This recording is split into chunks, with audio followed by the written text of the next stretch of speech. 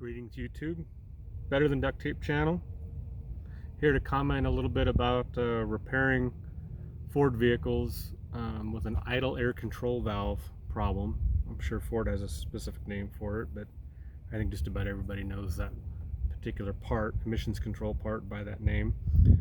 I'm working on a 91 Ford E350 Econoline van with a 460. This is the valve that came off of it, and I actually had a spare valve laying around that I took off of a Lincoln Town Car with a 5.0 in it, 302 old school stuff. We're talking like 89, and the valve was exactly the same configuration, same connector, same shape. So I just wanted to give you some pointers about this. This solenoid actually failed to move the plunger anymore, so it literally lost complete idle control. And when it actually gave up the ghost, I had to like full throttle and use the gas pedal to keep it going. And I literally was just a quarter mile away from my house over to a friend's place, and I came over to my house. These vans aren't real easy to work on as far as clearance and reach and stuff, but it wasn't too bad. Went in through the front, under the hood, took off all the air ducting, air intake, and it was just held on by a couple bolts here. I think that an 8mm head, and it was facing, this is towards the front of the van. It was facing like this with the air intake hoses right over the top of it. Should have gotten video of that. It would have been pretty useful. But yeah, plug was really easy to get at. Had to put a little ratchet wrench on there to get in there. Not much clearance to get those bolts out. And pop that old one off, pop the new one on, started right up. Had idle control immediately. So a lot of times, other than a mechanical failure of that solenoid, you can have a lot of carbon buildup inside those inside the chamber inside there. And I'm not sure if I can get a good shot of that. Not really, but if you ever pull one of these off, it'll be pretty obvious when you look inside there. If you've got a lot of oil blow by, you've got a lot of compression loss, crankcase ventilation's blowing oil back into the intake. This is one of the things. This in your EGR is going to get really caked up with buildup. So ways to work on these is you can pop out. This one had two little duplex head screws. They're a Phillips and a flathead. I started to work on these with a regular Phillips screwdriver, and I don't know if they're Loctited in, but they're in there pretty sharply. It's a pretty good snap when they come loose.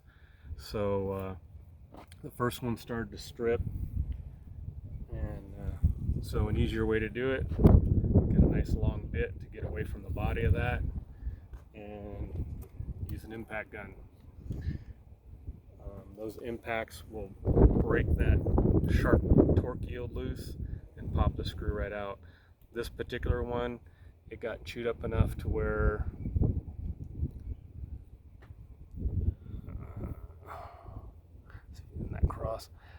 it got chewed up enough to where the Phillips didn't want to work anymore. So luckily I was able to use the flathead and fit a flathead bit in there, pop it loose. So the point about taking that solenoid off there is then that slides out, okay, no problem.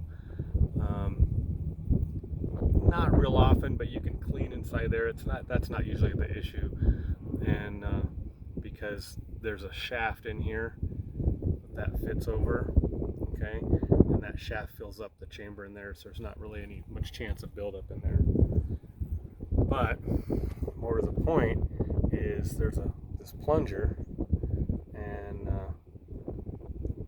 the solenoid is moving that plunger in and out, okay, and then there's a spring on this end pushing on it.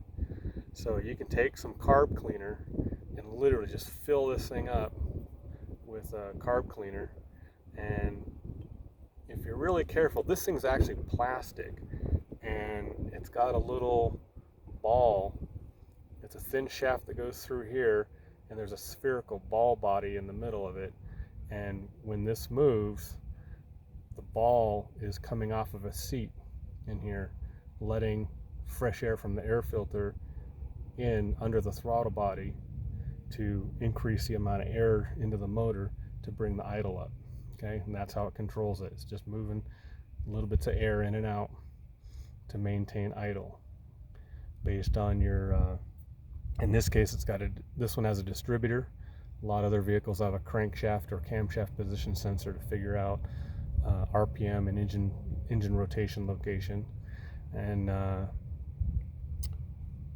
then oxygen sensor, figuring out how rich the mixture is based on airflow and injector timing.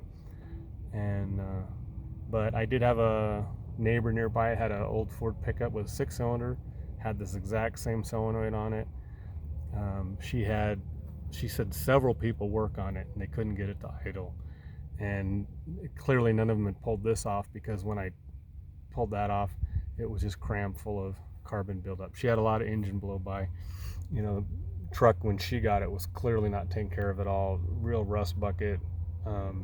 You look under the hood and right away you can see how people had bastardized hoses and wiring and stuff. So yeah, it's really about the changing oil regular. Don't get that wear pattern going in your cylinders. It's going to give you a blow by.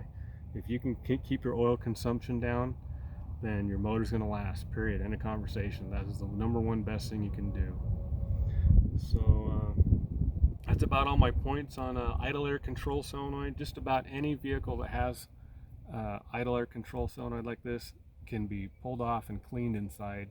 If you've got like an erratic idle, even like a stumble when you go to accelerate, it just doesn't seem to transition properly from idle into mid-throttle.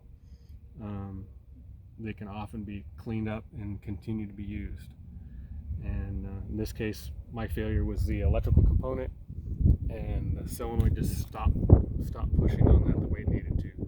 And but like, you know, these could be easily found in a wrecking yard. There's this one new at a parts store here. They wanted almost $80 for it.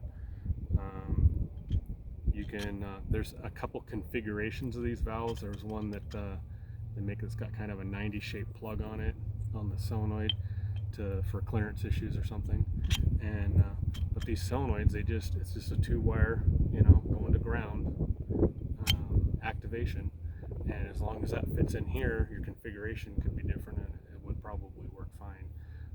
I highly doubt there'd be any electrical principle differences in terms of resistance or, you know, the power needed to make that solenoid activate. I'm sure the signal coming from the computer would be identical for just about any Ford vehicle